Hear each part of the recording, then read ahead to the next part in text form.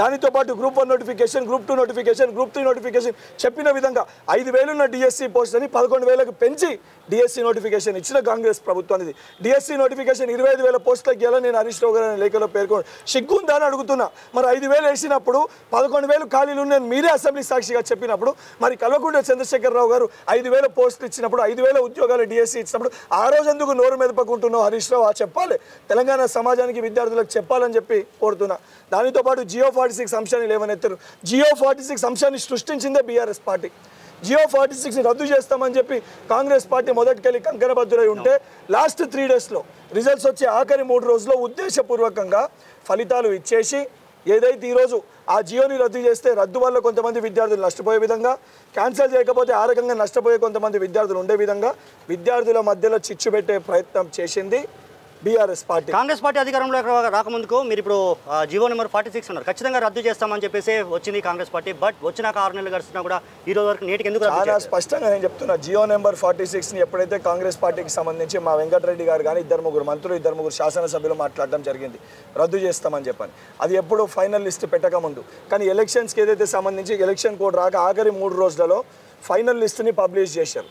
Publish అంటే కొంతమంది యువకులకి ఆల్రెడీ ఉద్యోగాలు ఎవరెవరికి వస్తున్నాయి వాళ్ళ లిస్ట్ని పబ్లిష్ చేశారు. సో ఆ సమయంలో లిస్ట్ పబ్లిష్ అయినాక ఏదైతే సంబంధించిన ఆ జియో 46ని రద్దు చేస్తే ఎంటైర్ నోటిఫికేషన్ కూడా చిక్కుల్లో పడే ఒక పరిస్థితి ఉండే. 15,000 మంది యువకులకి వాళ్ళ జీవితాలు రోడ్లపైన పడే పరిస్థితి ఉండే. దానికోసమే ఎవరైతే యువకులు ఉన్నారో ఎవరి వల్ల జియో 46 వల్ల నష్టపోయిన యువకులకి సంబంధించి శ్రీధర్ బాబు గారు మొన్న కూడా వారితో మాట్లాడి వారితో సంప్రదింపులు జరిపి ఏదైతే ఒక కమిటీని ఏదైతే కేబినెట్ సబ్ కమిటీని కూడా జియో 46 317 పైన మా ముఖ్యమంత్రి గారు నియమించడం జరిగింది.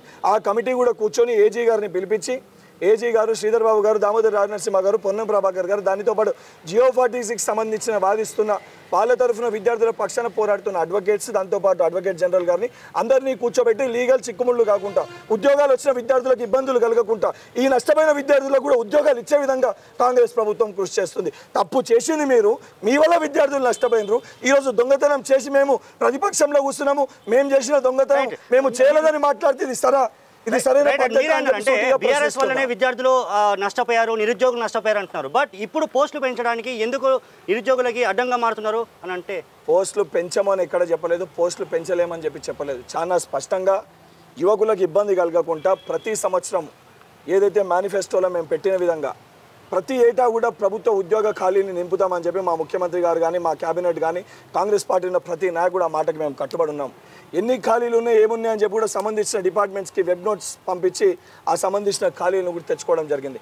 కాకపోతే రేపొద్దున సప్లిమెంటరీ నోటిఫికేషన్, అడిషనల్ నోటిఫికేషన్ ఇచ్చి కొత్త యువకులకి అవకాశం కల్పించినప్పుడు లీగల్ కాంప్లికేషన్స్ వస్తాయా రావా, మళ్ళీ నోటిఫికేషన్ కోర్టు కేసులలో పడి ఉద్యోగాలు ఇయ్యలేని పరిస్థితి వస్తుందా అని చెప్పి ఆలోచించాల్సిన అవసరం ప్రభుత్వానికి ఉంటుంది.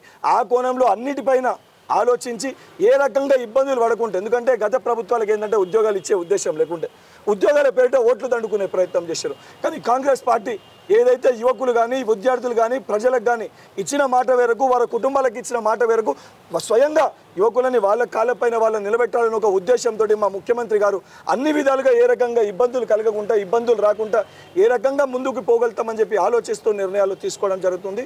100% ఇప్పుడు చెప్తున్నా, గ్రూప్ 2, గ్రూప్ 3 స్టూడెంట్స్ కానీ ఉద్యోగాలు ఏదైతే సంబంధించి పెంపు పైన కానీ ఏదైతే సంపూర్ణ అవగాహన తోటి ప్రభుత్వం ఉంది, ఏ ఒక్క యువకునికి ఎవరికి నష్టం జరగకుండా 100% సరైన టైంలో సరైన నిర్ణయం తీసుకొని చెప్పిన విధంగా వారు ఆశించే విధంగా కాంగ్రెస్ పార్టీ మా ముఖ్యమంత్రి గారు నిర్ణయం తీసుకుంటారని సంపూర్ణ విశ్వాసం నమ్మకం మాకుంది. వారికి కూడా అదే కల్పించదలుచుకుంటాం. అసలైన తొలి వెలుగు.